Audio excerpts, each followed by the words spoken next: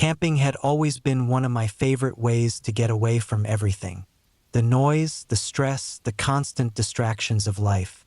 Out in the woods, with nothing but a tent, a fire, and the quiet sounds of nature, it was easier to breathe. My fiancée and I had been going on camping trips together for years, and over time we had built up a rhythm. Setting up camp, cooking, relaxing under the stars. We knew how to handle ourselves out there. Last summer, we planned a weekend trip to Arkansas, choosing a spot that wasn't too remote but still far enough from the main roads to feel isolated. The campground was spread out, with plenty of space between sites and thick woods separating them. It was the kind of place where you might hear someone in the distance but never see them, where the sounds of crackling fires and faint laughter disappeared into the trees before they ever reached your tent. We arrived in the late afternoon, setting up camp at a site near a small creek. It was perfect, flat ground, plenty of shade, and a good spot for our tent not too far from the fire pit. The air was warm but not unbearable, the humidity hanging low over the trees. The scent of pine and damp earth mixed with the smoke from other campsites, drifting through the air in lazy tendrils. By early evening, we had settled in. The fire was going, the grill was heating up, and we were starting to cook. I was flipping burgers while my fiancée poked at the fire, occasionally tossing in small sticks to keep the flame steady. The sun was sinking behind the trees, casting long shadows across the ground. The sound of cicadas had started to rise, their constant drone filling the air. Then we heard it, a voice, distant but loud, cut through the background noise, sharp, urgent. A man's voice yelling. At first, I thought it was just someone goofing around. Maybe a group of campers getting a little too rowdy after a few beers. But then I caught the words. Help! I froze, burger still in hand. My fiancé's head snapped up, eyes narrowing in the direction of the voice. Came again, closer this time. Without thinking, I dropped what I was doing and ran. The sound had come from a few campsites over, just beyond the trees. My feet pounded against the dirt as I weaved through the brush, the undergrowth scraping against my legs. The smell of smoke and charred food faded, replaced by something sharper, metallic. Then I saw him, a man, standing near a picnic table, swaying slightly. His clothes were soaked in something dark, pooling at his feet in the dirt. For a split second, my brain refused to process it. Then I saw his leg. Blood poured from his ankle in thick, pulsing waves, pooling around his foot and seeping into his sock. It wasn't just a cut. It was gushing, spraying onto the ground in bright red streaks. His face was pale, his eyes glassy. My fiancée was right behind me, skidding to a stop as we took in the scene. I forced myself to move. Training from a first aid course years ago kicked in, apply pressure, elevate, stop the bleeding. My fiancée grabbed a towel from the man's table, pressing it hard against the wound, wrapping it as tightly as possible. Blood soaked through immediately. I turned and sprinted back to our campsite, nearly tripping over tree roots, my lungs burning. I grabbed my phone from the table, swiping at the screen with shaking hands. No service. I cursed, spinning in place. There was no time to wait for an ambulance, no way to even call for one. I ran back to the man, who was now sitting on the ground, his breath coming in ragged gasps. My fiancée had managed to slow the bleeding, but it wasn't enough. His foot twitched slightly, barely responding. I knew there was a hospital about 20 miles away, down winding back roads. A long drive in normal circumstances. Too long now. I made the decision before I could think too hard about it. I grabbed his truck keys from the picnic table, helped him to his feet as best as I could. He was heavy, leaning against me, his weight almost too much. We half-carried him to his truck, throwing open the passenger door. My fiancée climbed into the back seat, still holding pressure on his leg. I jumped behind the wheel, turned the key, and peeled out of the campsite, gravel kicking up behind us. The road was dark, winding, Nothing but my high beams cutting through the night. My hands gripped the wheel so tight my knuckles ached. My heart was hammering, but I couldn't let myself think too hard about what was happening. The man groaned, his head tilting toward the window. His words were slurred, mumbled. Couldn't make them out. I pushed the truck faster. I wasn't good with blood. Never had been. Even small cuts made my stomach twist. But now there was no room for that. No time to think about the warmth soaking into the seat, the way it dripped onto the floor mats. My fiancé kept pressure on the wound, kept talking to him, though I barely registered the words. The road stretched on forever. The dashboard clock barely moved, each second stretching into an eternity. Then finally, lights. A dull glow in the distance. The hospital. I swerved into the parking lot, barely braking before throwing the truck into park. The moment the doors opened, the man slumped, his weight shifting. The floor mat beneath him was soaked, dark and sticky. The emergency room doors burst open as staff ran toward us. Hands pulled him from the truck, voices shouting orders, the world tilting sideways. I just stood there, my breath coming in sharp gasps, my hands slick on the steering wheel. Then, as the last of the staff rushed inside, the doors swinging closed behind them, I realized my legs were shaking. My stomach rolled, a wave of nausea hitting me hard. I barely made it to the bushes before I threw up. Minutes blurred together. My fiancé's hand found my back, grounding me. Eventually, we sat on the curb, waiting. The parking lot lights buzzed overhead, casting long shadows. An hour passed, maybe more. Then someone came out, telling us he would be okay. 18 stitches. That was all it took to fix something that had almost killed him. If we hadn't been there, if we had waited for an ambulance, he would have bled out. We drove back to camp in silence. The fire had burned low, casting flickering shadows across our tent. The grill was still open, the half-cooked burgers untouched. We tried to salvage the night, sitting by the embers, staring at the flames. It didn't feel the same. At 10:30 p.m., the sound of footsteps on gravel made us both tense. It was him, limping but alive. He looked at us, nodded. No words were needed. We had saved his life, and neither of us would ever forget it. I had been hiking alone for years, always careful, always prepared. I wasn't reckless.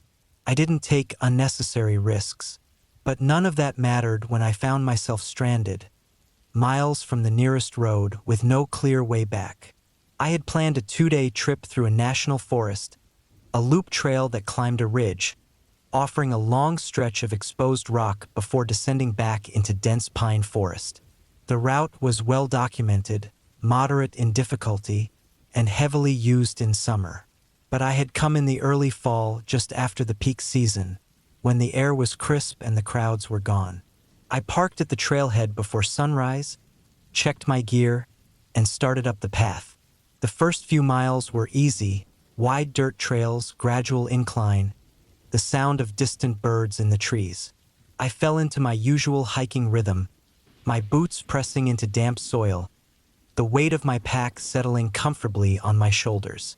The trail climbed steadily, the trees thinning as I gained elevation. After about 4 hours, I reached the ridge, a long, narrow stretch of exposed rock, sloping gently upward. I took a break, sitting on a boulder, drinking from my water bottle. The wind was stronger up here, carrying the sharp scent of pine and cold stone. I looked ahead. The trail followed the ridge for another few miles before dropping into a valley, where I planned to camp for the night. I kept walking. The path was easy to follow at first, marked by small cairns, stacks of rocks left by other hikers. But as I moved further along the ridge, the markers became less frequent. I didn't think much of it at the time. The terrain was open with good visibility, and I could see where the trail should be leading. Then the wind shifted. A low, heavy gust swept across the ridge, colder than before. The sky had darkened. Not storm clouds, but a dull, flat gray. I stopped, checking my map. The terrain didn't match what I expected. The ridge seemed narrower than it should have been, the drop-off steeper. I turned back the way I came, and nothing looked familiar. The cairns were gone. The boulders I had passed earlier weren't there. It was just open rock, sloping downward on both sides, with no clear path. My pulse picked up. I wasn't lost. Not yet. I had a compass. I had my map. I had daylight. I moved carefully, picking my way back toward where I thought I had come from. But the terrain kept shifting. Small ridges and dips that hadn't been there before. I checked my map again, trying to orient myself. If I kept heading west, I would eventually hit the tree line, and from there I could find the trail again. I walked for over an hour. The trees never came. The landscape stretched endlessly in front of me.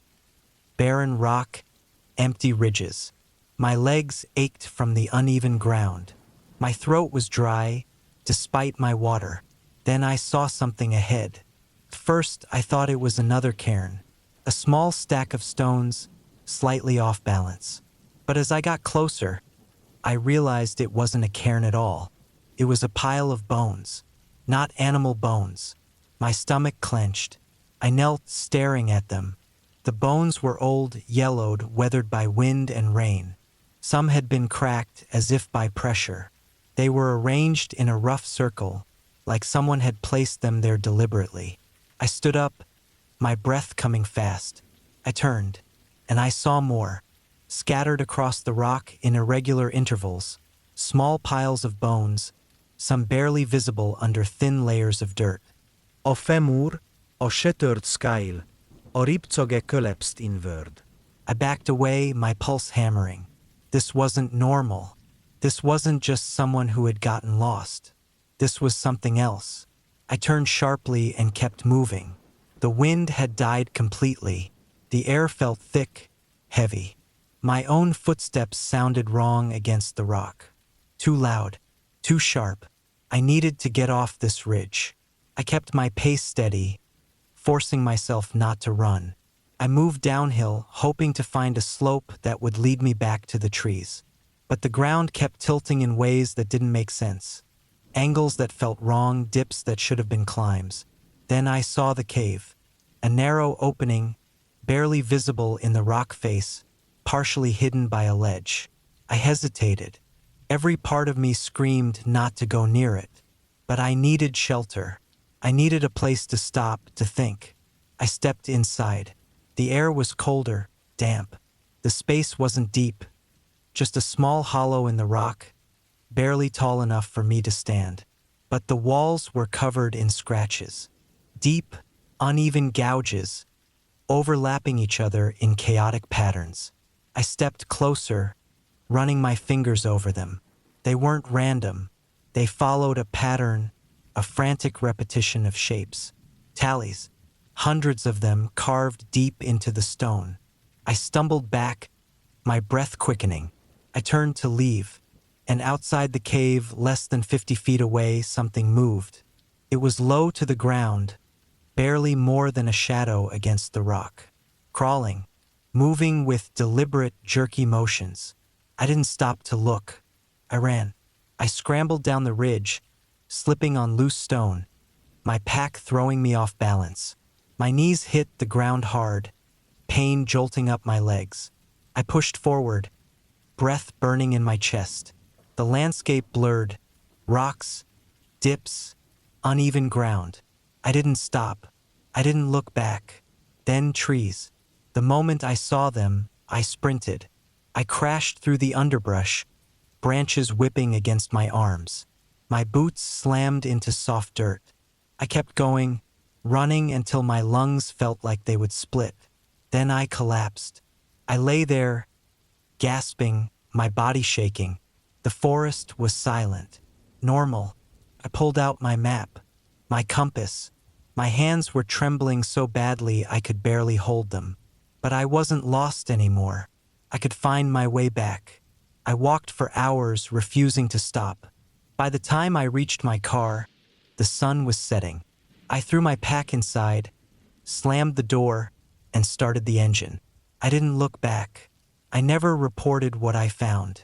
I never told anyone about the bones, the scratches, the thing I saw, because I knew no one would believe me, and because I knew, somewhere out there, in the empty stretches of rock, in the places where the trail disappears, there are things you aren't supposed to find.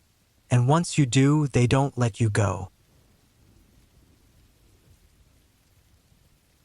I spent a few summers working as a camp counselor at a sleepaway camp tucked deep in the woods, miles from the nearest town. The kind of camp that had been around for decades, where the cabins were old, the trails were worn, and every counselor had a story about something weird that had happened over the years. It was the kind of place where the darkness felt heavier at night, where the trees swallowed the last bits of daylight and left everything feeling just a little too quiet. We always told ghost stories around the campfire. It was a tradition. The younger kids got the fun, silly ones, but the older campers wanted something scarier. Something that would stick with them when they lay in their bunks at night, staring at the ceiling, listening to the sounds of the forest outside. I had my own go-to story, a tale about a ghost that killed people unless they gave him 2 of their teeth and 2 names of other people to take instead. It was the perfect mix of creepy and ridiculous, something that would make the campers uneasy but still let them laugh it off at the end. But the real trick, the thing that made it unforgettable, was what I did after. See, when I was a kid, 2 of my adult teeth never came in. I had gaps where they should have been, and for years I wore a retainer with 2 fake teeth to cover them. It was just one of those weird genetic things, nothing special, but it made for a perfect scare. At the end of the story, right before sending the kids off to bed, I'd quietly pop the retainer out and give them a big, wide grin, showing the empty spaces in my mouth. That moment, the realization in their eyes, the way the fear flickered into something real, was the best part. It was all harmless fun, until one summer, when something happened that I still can't explain. It was late July, the middle of the season. By then, the campers and counselors had settled into the rhythm of things. The newness had worn off, and we all felt comfortable, like we belonged there. The days were long and hot, filled with swimming, hiking, and endless games. The nights were cool, heavy with the scent of pine and campfire smoke. It was easy to forget the outside world existed. That night, my co-counselor and I had taken our group of campers down to the fire pit by the lake for stories. It was one of the last nights of the session, and we wanted to make it count. The fire crackled, reflecting off the water, and the kids huddled close together, wrapped in blankets and sweatshirts. The air buzzed with nervous energy, that perfect mix of excitement and unease that came with a good scary story. I told my usual one, drawing it out, letting the suspense build, watching their faces in the firelight. They hung on every word, eyes wide, breaths held. When I got to the end, when I told them about the ghost's demand for 2 teeth, I reached up and popped out my retainer. The reaction was immediate: gasps, shouts, a few kids scrambling back in pure, unfiltered terror. Perfect. We laughed it off, calmed them down, and sent them back to their cabins, still buzzing from the scare. My co-counselor and I stayed behind for a bit, letting the fire die down, enjoying the quiet. Eventually, we headed back to our own cabin, exhausted but satisfied. Sometime in the middle of the night, I woke up. It wasn't unusual. Camp was full of noises, the wind through the trees, the occasional rustle of an animal moving in the brush. But this was different. I lay still, listening. The cabin was dark, the only light coming from the moon through the windows. My co-counselor was asleep in his bunk across the room, breathing slow and even. Everything was quiet. Then I heard it, a soft rustling just outside the cabin. Not the wind, not an animal. Something deliberate. I sat up slowly, my heart already pounding. The cabin door was closed, but the windows were open, letting in the cool night air. I strained my ears, trying to pick out the sound again. There it was, closer this time. A shuffling, almost hesitant, moving along the wall outside. I reached for my flashlight, gripping it tight. My mind raced through possibilities. One of the kids sneaking out? A prank from another counselor? I swung my legs over the side of the bunk, my feet hitting the wooden floor. The boards creaked softly under my weight. The sound outside stopped. I held my breath. For a long moment, there was nothing. Just the wind, the distant sound of the lake lapping against the shore. Then, slow and deliberate, something pressed against the window screen. Not hard, just enough to make it bulge inward slightly, like someone testing it. I flicked on the flashlight and aimed it at the window. Nothing. The screen was still, the woods beyond empty. My pulse hammered in my ears. I waited, the beam of my flashlight cutting through the dark. A minute passed, then another. Finally, I let out a breath. Maybe it had been my imagination. Maybe I dreamed the whole thing. I turned off the light and lay back down, my body tense, my mind unwilling to relax. I stayed awake for a long time, listening. But the sound didn't come back. Morning came, bright and normal. The events of the night already fading into that strange, uncertain space between dream and memory. But when I stepped outside, stretching in the morning sun, I saw them. Two small, white shapes, sitting just outside the cabin door. Teeth. I stared at them, my stomach dropping. They looked real, smooth, slightly yellowed, like they had been there for a long time. I bent down, hesitating before picking them up. They were cold. Too cold for something that had been outside all night. My mind struggled for an explanation. A prank? Some kind of coincidence? But who would do this? I looked around. The woods were the same as always, quiet and still. Nothing out of place. I felt a chill crawl up my spine. I took the teeth and buried them near the fire pit, deep in the dirt, not sure why but feeling like I had to. I didn't mention it to anyone. What would I even say? The rest of the summer passed without incident. But I stopped telling that story, and I never, ever took out my retainer at camp again. I had been on the road for a long time, longer than I should have been, but that was how it always went. The money was good when the miles were high, and I was used to pushing it. That night, I was running a load of steel coils from Ohio down to Texas. A long stretch, mostly highway, not too many stops except for fuel and maybe a couple of hours of sleep if I could afford the time. The weather had been decent when I left, cold but clear, but the forecast had warned of rain turning to ice the farther south I got. That was the last thing I needed, especially hauling something as heavy as what was on my trailer. The first few 100 miles were uneventful. I ran through Kentucky, then Tennessee, making decent time. Traffic was light since it was late, and I preferred driving at night anyway. Less idiots on the road. I'd seen too many wrecks, too many people cut off an 80,000-pound truck like they had a death wish. I knew better than to get comfortable, though.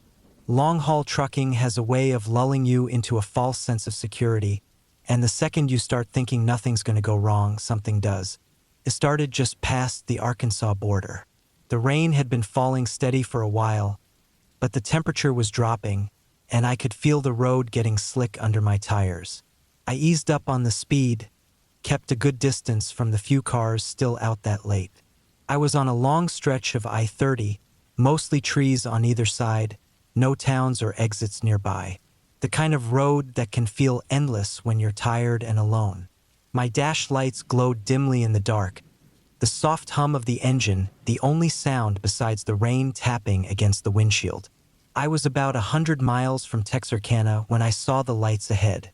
Red and blue flashing in the dark, reflecting off the wet pavement. A wreck, I figured. Not unusual in weather like this. As I got closer, I saw a line of trucks and cars slowing down, easing into the right lane. A couple of sheriff's cars were parked at an angle, blocking part of the road, and there was a cluster of people standing near the shoulder. I slowed to a crawl, trying to see what had happened.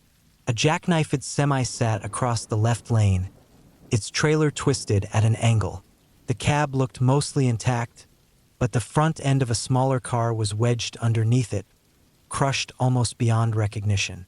I could see first responders working around it, but from the way they moved, it was clear there was no saving whoever had been inside. I had seen enough accidents to know what that meant. Traffic was still moving, just slower, and as I crept past, I noticed something that made my stomach clench. The semi's trailer was carrying steel coils, just like mine. Heavy loads like that can be dangerous if they're not secured right. If a coil comes loose in a wreck, it'll cut through a cab like a knife through butter. I kept my eyes on the road ahead and told myself to shake it off. No use thinking about it. The rain picked up not long after that, the temperature still dropping. I kept the heat on low, just enough to keep the windshield from fogging up. My hands were starting to ache from gripping the wheel too hard, but I couldn't help it. The road was getting worse, patches of ice forming in spots, and I knew I had to be careful. I had another 300 miles to go before I could rest, and the last thing I needed was to end up like that guy back there. An hour passed, maybe more. The road stretched on, dark and empty. The only light coming from my headlights and the occasional glow of another truck in the distance. I was tired, but not enough to stop yet. I just wanted to get through the worst of the weather before I found a place to pull over. Then I saw something ahead. At first, it was just a shadow on the road, barely visible in the rain. As I got closer, I realized it was a person. They were standing in the middle of the highway. My heart jumped into my throat. I hit the brakes, careful not to lock them up on the ice, and my truck slowed with a groan. The figure didn't move, just stood there, barely illuminated by my headlights. My first thought was that it was a stranded driver, someone whose car had broken down. Maybe they had been walking to get help, and I was the first vehicle they had seen in a while. But something felt off. They weren't waving me down. They weren't moving at all. I eased onto the shoulder and brought the truck to a stop a few yards away. The rain was coming down harder now, the wind howling through the trees on either side of the road. I kept my lights on and tried to get a better look at the person. They were dressed in dark clothes, soaked from the rain, their heads slightly tilted down. Something in my gut told me not to get out. I sat there for a moment, engine idling, hands still gripping the wheel. Then, slowly, the person turned and walked toward the guardrail. They climbed over it and disappeared into the darkness beyond. I waited, staring at the spot where they had gone. The highway was bordered by thick woods in that area, no houses or businesses nearby. If they had a car, it wasn't anywhere I could see. A bad feeling crept up my spine. I wasn't about to go chasing someone into the woods in the middle of the night, especially in weather like this. If they needed help, there were better ways to get it than standing in the middle of the road. I reached for my radio and called it in, giving my location and a description of what I had seen. The dispatcher acknowledged it, said they'd send someone to check it out. I didn't wait. I put the truck in gear and pulled back onto the highway, my eyes flicking to the mirrors more often than usual. The feeling didn't leave me, that tight, uneasy knot in my stomach. I drove for another hour before I finally stopped at a truck stop near Texarkana. The rain had slowed, but the air was colder, the road still slick. I parked in the back lot, away from the other rigs, and shut the engine off.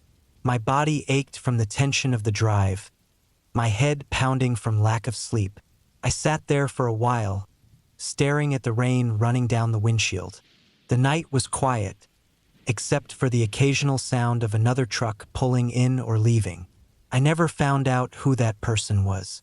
The next day, I checked the news, but there was nothing about a stranded driver or anyone found near that stretch of highway. No missing person reports that matched what I had seen.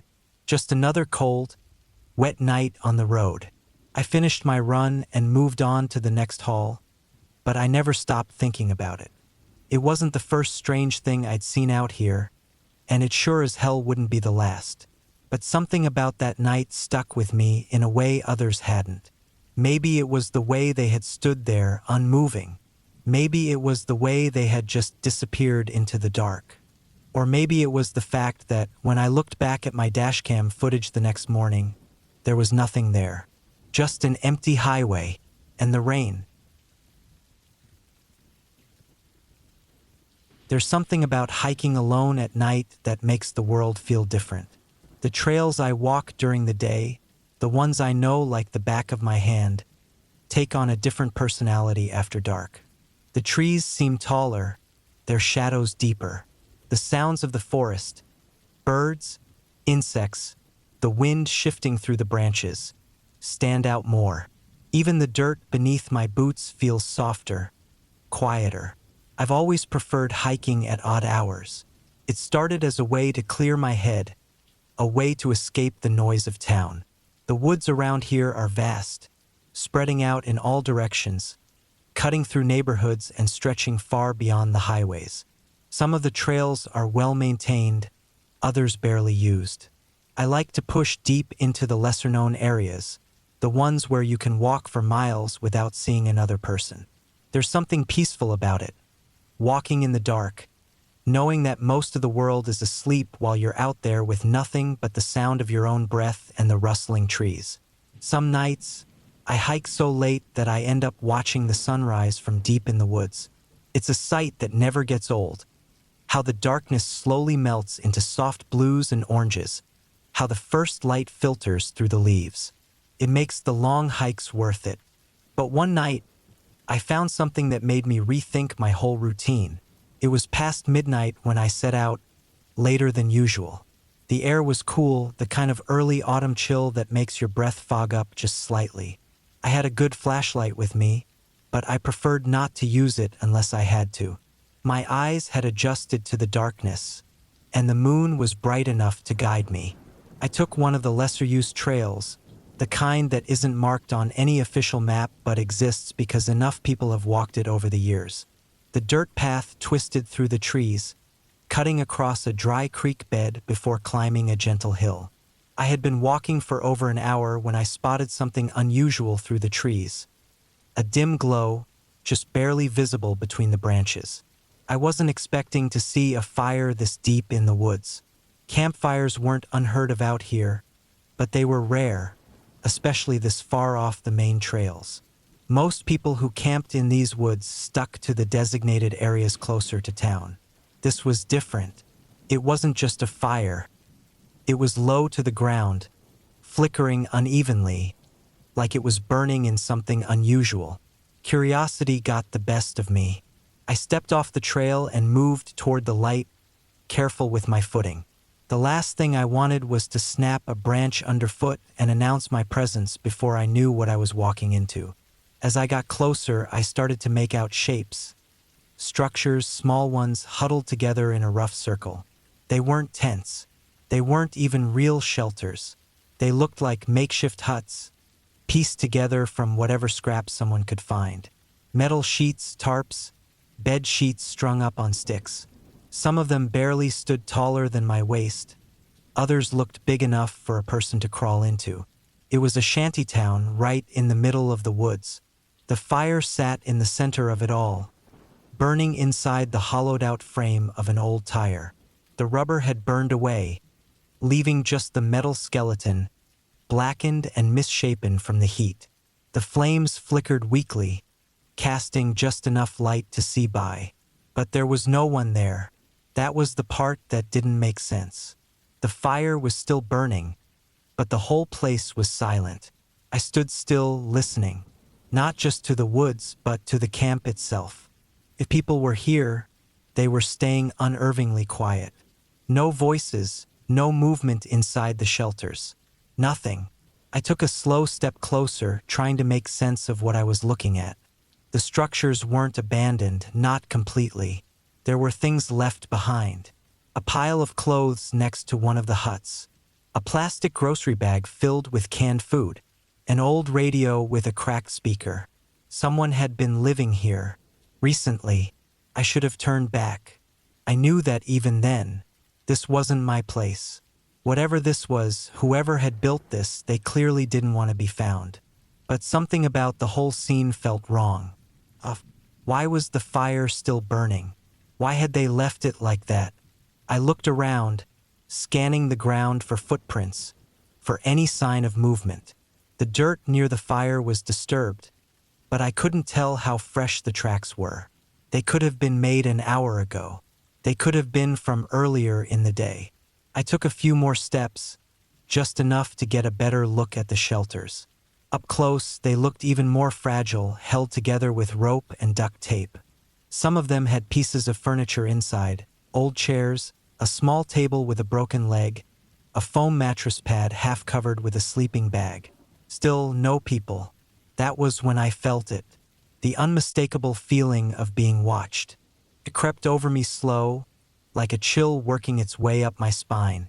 I've spent enough time in the woods to trust my gut when it tells me something is wrong. And right then, it was screaming at me. I wasn't alone. The realization sent a fresh wave of adrenaline through my body. My breathing slowed, my ears straining for any sound, any shift in the air. But there was nothing. Whoever had been here hadn't just walked away from their camp. They were still here, watching me. I didn't move, didn't turn my head. I just stood there, staring at the fire, listening. The woods were too quiet. No insects, no wind through the trees. Just silence. Then, finally, I heard it. A sound so faint I almost missed it. A footstep somewhere behind me. Not an animal. Not the sound of a branch falling or a leaf shifting. A footstep. Slow. Deliberate. And then another. I turned and left. Not running, not panicking. Just walking, steady and controlled, back the way I had come. My body was tense, waiting for the sound of movement behind me, waiting for whoever was out there to step into view. But they never did. I walked until the firelight faded behind me, until the woods swallowed it completely. Then, and only then, did I pick up my pace. My heart was hammering, my senses on high alert. I kept expecting to hear footsteps rushing up behind me, to feel a hand grabbing my shoulder. But nothing came. By the time I reached the main trail, the sun was starting to rise. The first light of morning cut through the trees, chasing away the shadows. I didn't stop walking until I was out of the woods completely. I never went back to that part of the forest again, and I never hiked at night after that. I had been planning this trip for months. A full week alone in the woods, away from everything. No phone service, no people, just me and the quiet of nature. I had done plenty of solo camping before, but this trip was different. I wanted to go deeper than ever, to a place where I was truly alone. I found the perfect spot after weeks of research. A remote patch of forest, miles from any established trails or campsites. I checked satellite images, scoured maps, made sure there were no roads anywhere nearby. I wanted isolation, and I found it. I packed everything carefully. A durable tent, a warm sleeping bag, a small camp stove, plenty of food and water, a hatchet, a knife, a fire starter. I always carried a GPS and a paper map as backup. I didn't bring a gun, I never had before. The drive took most of the day. I followed a series of winding dirt roads, each one rougher than the last, until I reached the point where the forest took over. From there, I hiked. The first few miles were easy. The air was crisp, the ground covered in a thick layer of pine needles that muffled my steps. The deeper I went, the quieter it got. No distant sounds of traffic, no voices, nothing but the occasional rustle of wind through the branches.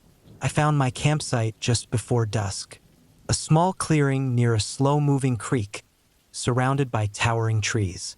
The ground was flat, dry. It was perfect. I set up my tent, gathered firewood, and built a small fire as the last light faded. I ate my meal sitting on a fallen log, watching the flames dance. That first night was uneventful. The usual sounds of the forest, crickets, the occasional hoot of an owl, the distant rustling of an animal moving through the undergrowth. Nothing out of place. I slept deeply. The next morning, I decided to explore. I followed the creek for a while, stepping carefully over moss-covered rocks, taking in the stillness of the woods. The air smelled fresh, clean. I didn't see any signs of people. No old fire pits, no footprints, no trash. I hiked for hours, eventually looping back toward camp as the sun started to dip lower in the sky. And that's when I saw it. A tree stripped of its bark. The raw wood beneath was carved with deep, uneven cuts. Not from an animal, not from weather. It was deliberate. I stood there, staring at it, feeling the first twinge of unease. I told myself it was old. Maybe someone had been here years ago. Maybe it was nothing. I walked back to camp, shaking off the feeling. That night, I kept the fire going longer than usual. The woods were quieter than before. No wind, no distant animal sounds. Just stillness. I went to bed, trying not to let my mind wander. Somewhere in the middle of the night, I woke up. At first, I wasn't sure why. Then I heard it. Footsteps. Slow, deliberate. Moving just beyond the edge of my campsite. I froze, listening. The steps circled my tent. Then they stopped. I held my breath. The silence stretched. Eventually, I must have drifted back to sleep because I woke up to daylight. Everything looked normal. The fire had burned down to embers. My gear was undisturbed. But on the edge of my camp, near the trees, I saw them. Footprints. Not mine. They led from the woods, circled my tent, then disappeared back into the trees. I packed up faster than I ever had in my life. The hike back to my truck felt endless. Every few minutes, I stopped to listen. The forest was too quiet. I reached my truck by early afternoon. The door was unlocked. Inside, nothing was stolen, but the glove compartment was open, papers scattered. I started the engine, locked the doors, and drove. As I pulled onto the road, I glanced in the mirror. At the edge of the trees, someone was standing, watching. I never went back.